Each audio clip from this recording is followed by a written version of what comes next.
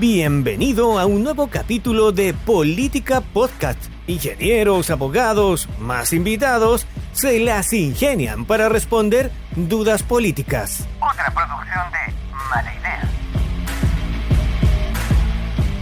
Hola amigos y amigas de País Lobo, Radio Mía, Radio La Mega, Despierta FM y Radio Viva. Soy Rocío Gambra y esto es un nuevo Política Podcast. El día de hoy tengo a la gran Alicia Desperinas, que está de vuelta de su treva por Chile. ¿Cómo estás, Alicia? Hola, Rocío. Hola, quienes nos escuchan. Tanto tiempo que no conversábamos, Rocío, todas las cosas que han pasado en el país. Uy, dime tú, niña, por Dios. Acontecía la cosa. Oye, pero pasan cosas, pero no se resuelven, pues pasan y pasan nomás, pues. Ese es el problema. Las cosas pasan y no logramos avanzar. No avanzamos mucho. Bueno, según el ministro Cordero, una de las razones por las cuales no avanzamos tanto es que el Congreso está en Valparaíso y no en Santiago. ¿Cachaste esa conversación? Claro, sí, claro. Eso es lo que dice el ministro Cordero. Sí. Imagínate nosotros que estamos haciendo este programa, que estamos de lejos y podemos conversarlo más bien, y ellos no se tienen que juntar, fíjate, pero bueno. Bueno, pero lo gracioso es que estamos las dos en Osorno y cada una por Zoom. No nos dio ni siquiera para juntarnos en el estudio, pero está bien, no importa. Oye, Ali, yo sé que tú tienes un tema preparadísimo y a nosotros nos encanta escuchar siempre todos tus datos y toda la información que nos vienes a dar. El tema que nos traes el día de hoy, ¿cuál es? Rocío, yo te decía, tenemos que hablar un poquito de pensiones, porque este es un temazo, que siento que se está abordando pésimo, que las autoridades no están contribuyendo mucho a avanzar en esta conversación. Así que te propongo que nosotras, Rocío Gambra, le ayudemos un poco a la autoridad y veamos cómo vamos resolviendo el tema de las pensiones.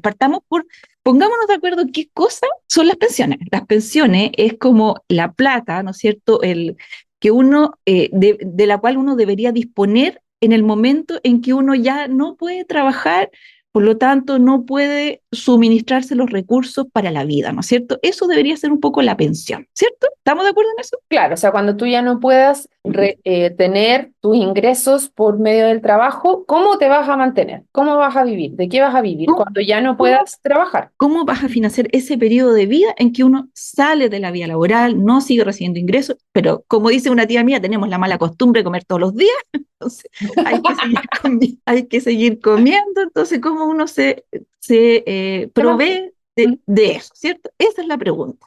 Ya, entonces yo pensaba así, ya, borremos, mira, todo lo que haya, nosotros llegamos a una isla desierta y esto tenemos que crearlo de la nada. Entonces, ¿cómo hacemos para mantener a las personas que no pueden trabajar?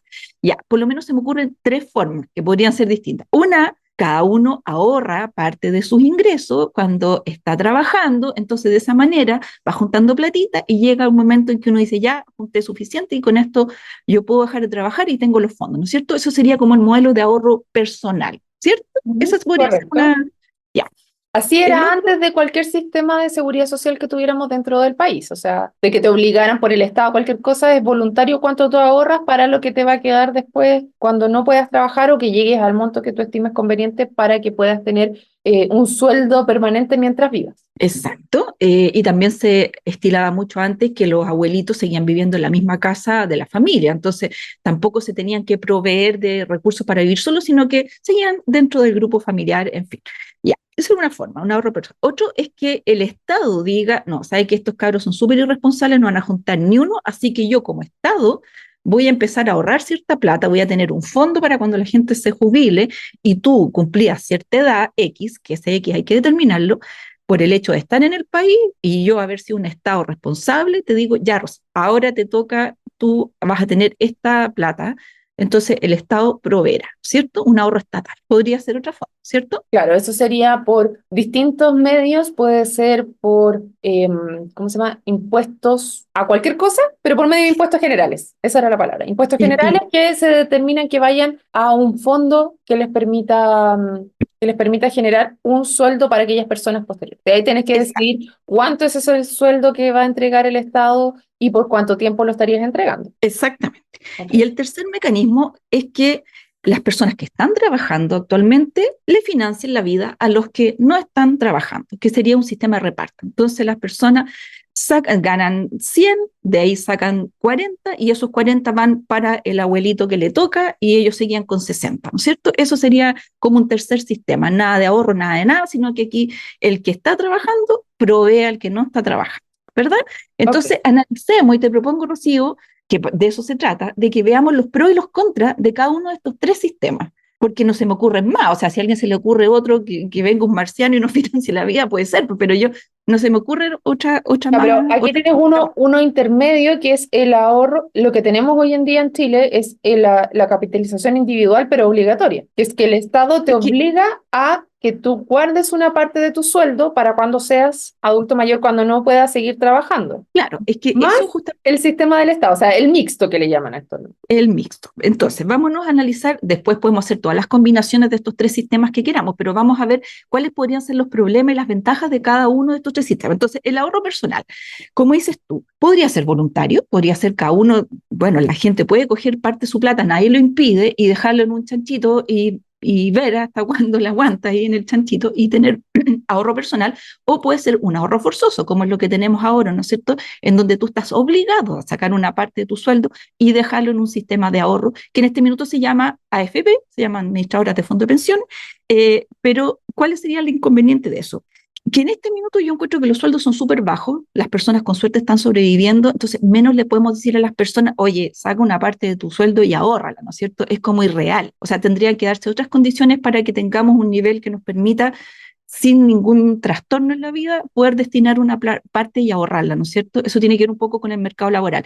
Y lo otro es que la gente no tiene trabajo continuo muchas veces, por lo tanto yo esto de construir mi pensión, diciendo si yo ahorro 100 todos los meses durante tantos años, voy a llegar con cierto monto, también un poquito irreal, porque ¿qué pasa con esos años en donde no tengo trabajo? ¿Qué pasa con esos años en donde me baja el sueldo? ¿Qué sé yo? Entonces, es difícil proyectar. Esa es la desventaja que yo le veo, ¿cierto? En general, claro, o sea, tú estás usando varios supuestos, llevándola a la realidad del día de hoy para este análisis global de cómo sería cada uno de los temas. Ahora, efectivamente, los sueldos, tienes que evaluarlo a qué le llamas un sueldo bajo, propiamente. ¿Qué defines como un sueldo bajo o un sueldo alto? ¿Qué defines con la capacidad de ahorro de unas personas? Porque hay personas que tienen sueldos altos y aún así no tienen capacidad de ahorro. Entonces, no sé si solamente decir un sueldo bajo es como un statement que podemos utilizar. De acuerdo contigo, es interesante ese punto, porque generalmente uno cuando tiene 100 ajusta su nivel de consumo a 100. Es muy raro que tú digas, no, a mí me basta con 70 y los 30 lo ahorro. Si tuviésemos personas que piensan así, no estaríamos en el problema que estamos hoy día. Efectivamente, todo el mundo tiene la presión por gastar la plata que tiene. Eso tiene de malo. Y de bueno tiene que cada uno construye. Entonces, si te dicen, tienes que jubilar a los 60 y tú dices, no, yo mira, ahorré tanto que a los 50 ya puedo, podrías ser libre de decir, yo trabajo hasta los 50 y los 50, chao, ¿no es cierto? Eso tiene de bueno, un sistema como en donde cada uno va construyendo su ahorro.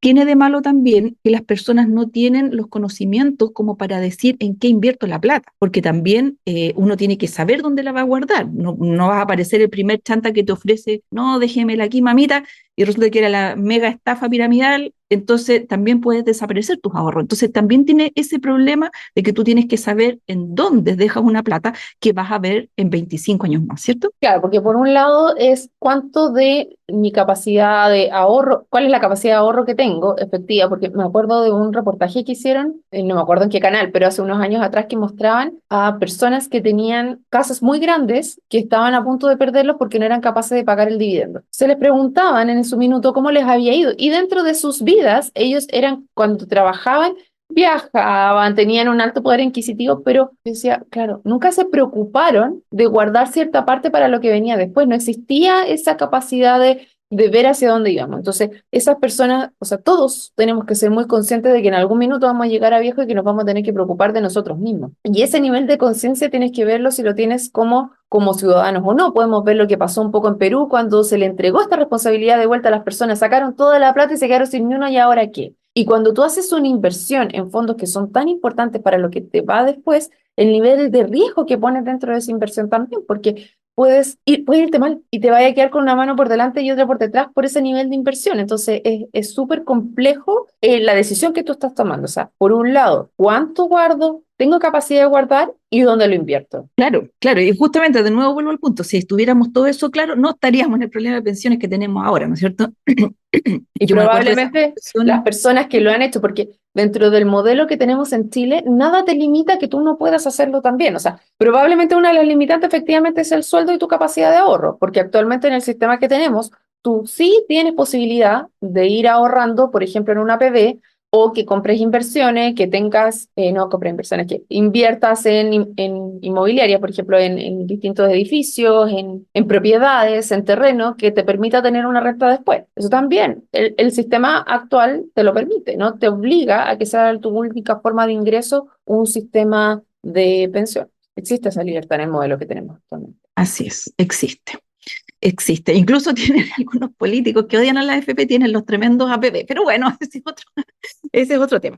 Oye, el segundo punto es que ahorre el Estado por nosotros, ¿no es cierto? Usted, como dijimos, niñito inconsciente, no se van a preocupar de eso, eso que tú decías de los que tenían la mega vida, yo me acuerdo que eran los actores, un caso clásico, en donde ganan mucha plata durante un cierto periodo de tiempo, en donde están en la punta, en la cresta de la ola, y después, cuando ya se quedan sin pega y están llorando pellejerías, bueno, y uno les dice, bueno, pero cuando usted está bien, no juntó, ya bueno. Entonces el Estado dice, estos no van a ser capaces de juntar, yo junto. ¿Cuál es el problema del ahorro estatal, Rocío? ¿Qué crees tú? ¿Qué le pasa a los gobiernos con la plata? Bueno, yo creo que depende mucho del criterio de la persona que está gobernando en el minuto y de que tienes que evaluar constantemente a dónde vas a mandar esos fondos. Y si me pongo así ya en la caricatura máxima, que es parte de las conversaciones que hemos tenido esta semana también, que las instituciones tienden a resguardarse para seguir sobreviviendo. Entonces, que la institucionalidad siga sobreviviendo tiene incentivos distintos a que sea más eficiente el uso de los recursos para el problema de las personas. Así es. Hay una presión muy grande por gastarse la plata que hay, porque las demandas son infinitas. Entonces, cuando viene alguien y te dice, oye, pero ¿y si metemos la gratuidad universitaria? Dele nomás. ¿Y si metemos esto? Dele nomás. ¿Y si metemos? Dele nomás. Si más encima nos toca un terremoto, dele nomás. En fin, son muchas las posibilidades de gasto y es muy raro que los gobiernos, los estados, sean responsables respecto de guardar plata cuando todavía tienen problemas sociales. Entonces Claro, tenemos ese problema por un lado, o sea, el ahorro es complejo, de hecho la deuda pública ha subido. claro, y si lo ves así, yo me acuerdo de una propuesta que tenía Alberto Mayola en su minuto cuando era candidato presidencial, que decía que había que tomar los fondos del Estado, de los fondos de las pensiones, para invertirlos, lo llamaba él, en ferrocarriles. Y el otro día conversábamos con Nicolás lo caro que son los ferrocarriles y la forma que generan, o sea, como esta percepción que tiene la ciudadanía sobre lo bacán que son los trenes, pero no lo caro que es y que generalmente están subsidiados. Entonces, imagínate, tú metes los fondos de las pensiones en una empresa estatal que genera pérdidas. O sea, es totalmente absurdo. Es Y eso, fundirlo, ¿no? eso es lo que decían las autoridades cuando están arriba. Entonces, si las autoridades no necesariamente son electas por lo más eficiente, sino por lo que son capaces de resolver mi problema de ahora, en algo que tiene pensiones a futuro, o sea, que estamos hablando de cuando yo tengo ahora 40 años, en 20 años más, 25 años más, ¿van a ser capaces de prever? Para mí la respuesta es no, porque generar el incentivo que tiene la institucionalidad que va relacionada con la política es a preservarse en el corto plazo. Claro, su largo plazo es la próxima elección, hasta ahí llegamos. Entonces aquí necesitamos personas que estén pensando en 25, 30 años más, y eso por lo menos la política no lo ha entregado. Así que es difícil pensar en esa solución, pero ya, supongamos que tenemos un gobierno o un Estado súper responsable y guardó fondos. Viene la otra pregunta, Rocío, ¿a quiénes le entregamos esa plata? O sea, por el hecho tú de cumplir la edad, no sé, 60, 65, la que determinemos, ¿entregas la plata? ¿Se la entregas a alguien, por ejemplo, que nunca trabajó? ¿Se la entregas a alguien que es millonario? ¿Se la entregas a alguien que lleva 2 años viviendo en el país, por ejemplo? Todo ese tipo de respuestas. La universalidad. La universalidad. Porque Claro. ¿qué pasa si de repente tenemos olas inmigratorias? Nada contra los inmigrantes, pero ¿qué pasa, matemáticamente hablando, si de repente tenemos los fondos guardaditos y entra 1 millón de personas que tú no tenías contemplado? Y que no aportaron ¿Se la en la entrega? creación de ese fondo, finalmente, porque al final ese fondo va a ser creado por directa o indirectamente por el trabajo de las personas que habitaban el país y que a través de los impuestos, porque es la forma que tiene de recaudación el Estado, lograron hacer que ese fondo creciera. O sea, una vez que tengamos un fondo muy bueno, ¿a quién se lo entregas? Como bien señalas tú, a aquellas personas que a través de su trabajo aportaron o no aportaron en la creación de este fondo. Y por otro lado, tienes la característica humanitaria de decir, una vez que llegan a viejo, igual los vas a dejar que no tengan un sustento. Claro, es como el tema de los campamentos, porque es súper fácil decir, oye, pero saquen los campamentos, ya, ¿y a dónde lleva a esas personas? Si esas personas tienen que seguir viviendo, durmiendo, comiendo, o sea, ya las dejaste entrar al país. El problema quizá es que los dejamos entrar sin ningún control, ¿verdad?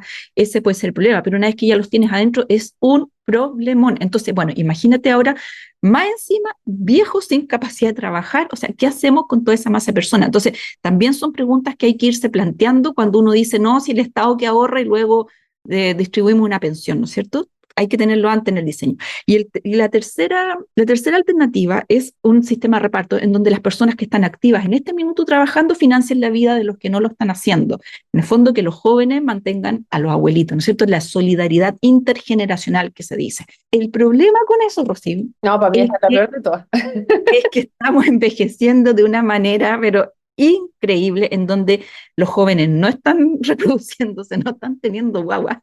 Entonces, y los viejos que estamos llegando con esa edad, estamos viviendo mucho y muchos años, entonces los números no cuadran. Entonces, cuando... Ay, y súmale eso que la calidad, que el costo de la vida ha aumentado por distintos motivos. O sea que un joven ahora puede acceder a un crédito para pagar una casa y además le estés pagando a los adultos mayores. O sea, el costo que tienen las generaciones nuevas es demasiado alto para cargárselo de esa manera. Yo encuentro que el sistema de reparto, así a secas, es la peor de todas las soluciones existentes.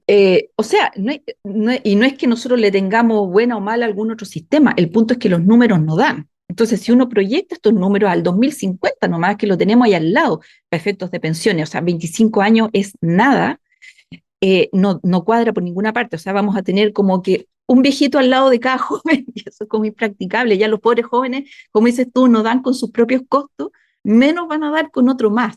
Entonces, cuando hablamos de pensiones, Rocío, en estos ratitos que estuvimos hablando, nos dimos cuenta de que es un problema súper complicado de resolver, súper complicado. O sea, hay millones de preguntas que plantearse y todas esas te derivan en un montón de árboles de decisiones complicados. Entonces, cuando uno ve a las autoridades que lo único que están planteando es que es un 2%, que es un 6%, que es un 3%, que se va para acá, yo digo, la verdad, esa conversación no va para ninguna parte porque no resuelve el problema. A ver, pero es que también no estás partiendo de una hoja en blanco en el nivel de conversación. Si estás parchando, o sea, si ese 2% o 1% está basado en alguno de estos modelos finalmente. ¿En quién tiene que poner las lucas para? Porque, bueno, aquí se nos pasó una, que es el ahorro personal, que cuando hablamos de ahorro personal, actualmente hay una conversación respecto a que los que generan los trabajos sean parte de los que apoyen, que ahí, como está planteado ahora, actualmente, iría hacia tu ahorro personal o iría hacia el ahorro estatal, que esa es la discusión que se está teniendo actualmente. O sea, bajo el modelo actual que tenemos de pensiones, tenemos un componente de ahorro personal obligatorio, porque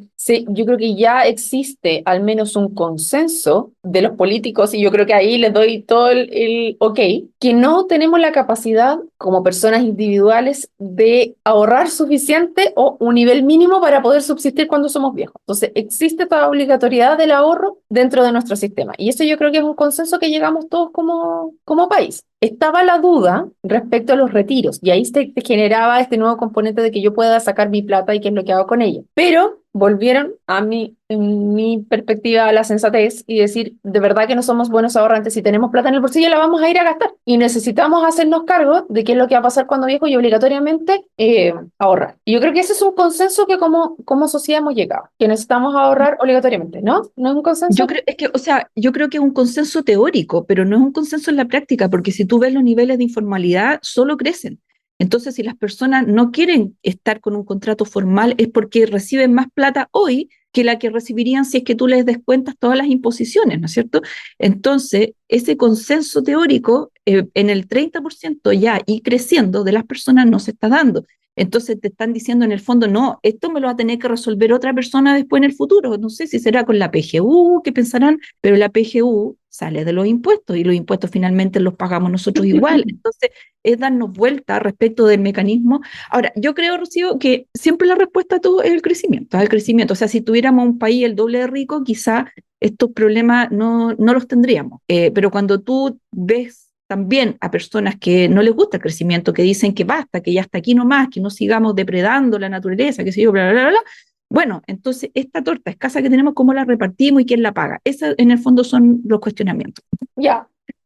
Cuando hablamos de informalidad, ¿cuál es el porcentaje al que tú te estás refiriendo, Guillermo? El INE dice que la informalidad está llegando al 30%, creo que 29% fue la última cifra que leí. Ya, entonces un 79% estamos de acuerdo en que existe un consenso en que tienes que estar formalizado. No son más números. No, ese 70% restante, yo creo que son personas que no tienen opción, porque esta informalidad se da siempre en el comercio menor, en la gente que trabaja por cuenta propia, pero las empresas más grandes, más formales, no pueden saltarse la ley, están obligadas a cotizar. Pero si Ya, ese pero trabajador, si tú le preguntaras, oye, ¿tú prefieres recibir toda tu plata o prefieres ahorrarla? Yo me temo que las personas van a decir, no, dámela toda, yo veré. ya, ok, ok. Te compro eso en cuanto a las personas, pero yo creo que como sociedad, así como en el conjunto, sí existe un consenso que se requiere obligatoriedad. O por lo menos en algún minuto cuando establecimos aquí de cuál era la mejor manera. O ya, si quieres te lo llevo al otro lado. Esto se estableció en dictadura. Entonces se fijó la forma de que el ahorro que tiene que haber un impuesto al trabajo relacionado con el ahorro. Ahora, antes de que existiera el sistema de la AFP, igual te sacaban una tajada para dársela al Estado y hacer el sistema de reparto. O sea, como sea, tenemos que contribuir a que efectivamente las personas tengan una pensión posterior. Hagámonos cargo de que ojalá, entonces vamos al consenso más primario, entonces, que todos tienen que tener una pensión posterior. O sea, es que eso ni siquiera es opinable. O sea, llega un minuto en la vida en donde uno no puede trabajar y necesita seguir viviendo. Entonces, el punto bueno, nos faltó Pero no es opinable porque acuérdate que antes de que se creara el Fondo Solidario no existía este consenso tampoco. Porque si se te acaba la plata, se te acaba la plata y tú ves cómo funciona. Entonces, cuando existe el pilar solidario, efectivamente ahí tú te vienes a hacer cargo de esta premisa básica, de que necesitas un mínimo para poder vivir o que te entreguen algún mínimo, aunque sean las 80 lucas creo que entregan. que te alcance para comprar una caja de remedio. Oye, se nos olvidó un ingrediente en esta conversación que también es interesante, es saber a qué edad las personas dejan de estar vigentes como para estar en el mercado laboral, ¿ah? Porque hemos escuchado declaraciones muy incendiarias Populistas. y populistas de que no se puede subir la edad de jubilación. Y claro, yo entiendo, si la gente ya a los 55, 60 están chata con su trabajo, tú le dices, oye, tienen que trabajar 5 años más, te tiran la olla por la cabeza, ¿no es cierto? Entiendo, pero resulta que cuando nos vamos a la política, nuestros candidatos a alcalde son septuagenarios y nadie cuestiona que tengan 70 años y quieran seguir postulando a las pegas, ¿no es cierto? Entonces, tenemos ahí una contradicción entre a qué edad uno está vigente y a qué una edad uno ya se debería ir para la casa a cuidar nietos, ¿no es cierto? Interesante tu propuesta en el sentido de que aquellos que están actualmente en varios cargos de gobierno y vemos en algunos países como Estados Unidos también que llegan a los 80 años los dos que van de candidato, siguen ahí y siguen vigentes. Una cosa es la vigencia también y la otra es que físicamente tú puedes hacerlo, o sea, existen muchos riesgos asociados a la edad y también cuando has vivido tantos años trabajando para que quieres llegar y retirarte tranquilo. Entonces tiene que haber ahí un consenso, algún grado de flexibilidad que tú puedas llegar y también de realismo. O sea, yo creo que flexibilidad y realismo de cuánto somos capaces de proveer después, ¿cachai? Porque el hecho de la conversación que se está teniendo ahora de subir la edad es cuánto le está alcanzando para lo que vivimos. O sea, si antes tú trabajabas 40 años o, no sé, 30 años y te quedan 30 más que poder financiar para seguir el resto de tu vida, ¿cuánto es lo que te va a quedar para esos 30 años? Entonces, ahí vamos a trabajar, si vamos a vivir 60 hasta los 80, empiezas a trabajar a los 20, vas a tener 60 años que costear, vas a trabajar 30 y 30, vas a trabajar 40 y 20. Yo creo que esa es la pregunta y no el enfoque de son 5 más, son 5 menos y por qué. Entonces, hay muchas cosas, yo creo que premisas que nos tenemos que poner de acuerdo inicialmente para poder seguir adelante con la conversación y dejar las caricaturas y los saludos a la bandera de las joyas que nos iban a tirar porque, porque quiere subir 5 o 6 o 4 o 3 o 2 o 1. Qué loca. No, es que cuando más encima un diputado, oye, don Héctor Barría, dijo que Juan Sutil, porque Juan Sutil puso esto de subir un par de años la jubilación, dice que actúa como vocero de la AFP y que lo único que se van a ver beneficiados son los directores de la AFP. Ya bajemos el nivel de caricatura, pues señor diputado, si este es un problema serio, pues tenemos que abordarlo como lo estamos tratando de hacer aquí, con números sobre la mesa, matemática y que la cosa cuadre, porque hasta el minuto no está cuadrando. Así es, y la propuesta de seguir todo tal cual tampoco funciona, porque efectivamente estamos viviendo más, tenemos más capacidades, o sea, y tenemos que sobrevivir más años y ¿quién va a pagar? ¿De dónde van a salir las lucas? Si no es esa, ¿cuál es su propuesta, señor diputado? En fin, Alicia Desperinas, te tengo una invitación para el 25 de mayo a el Rugby 10 que se va a hacer en el recinto Sago de las 8:30 de la mañana, donde van a haber distintos equipos ahí jugando rugby que va a estar entretenidísimo. Así que cordialmente invitada. Oye, buena invitación, porque yo te digo que de rugby no entiendo nada, así que va a ser un súper buen momento quizás para aprender de deportes nuevos, para que no sea todo fútbol. Así que súper interesante, ahí vamos a estar, Rosa. Buenísimo. Oye, y te dejo el dato que yo tuve que preguntar por qué se llamaba Rugby 10. Y era que juegan 10 por lado, 10 personas por lado. Así que y no tenía idea tampoco. Así que te dejo cordialmente invitada, que va a estar muy, muy bueno. Y aparte va a estar una exposición del Expo Campo Rural, donde van a ver distintos viveros y plantitas y hartas cosas que también se pueden ver, además de cerveza, buena música. Así que va a estar muy chulo para que vayan, y no todas las cosas pasan en el verano, también hay cosas que pasan en invierno aquí en Osorno. Así que muy invitada, Alicia Vesperina, y por supuesto agradecida de tenerte de nuevo en los micrófonos de País Lobo, y a todos los que se sumaron el día de hoy los dejamos invitadísimos a otro capítulo del Política Podcast. Nos vemos. Chao, chao. Chao, chao. Llegamos al final de un nuevo capítulo de Política Podcast, donde ingenieros y abogados, más invitados, se las ingenian para responder dudas políticas. Nos puedes encontrar en Spotify, Google Podcast, iTunes o donde escuches podcast. Por supuesto, también en nuestro sitio web, sección podcast. Feliz si compartes nuestro contenido y nos recomiendas. De antemano, muchas gracias y nos reencontramos en un nuevo capítulo de Política Podcast. Otra producción de Mala Idea.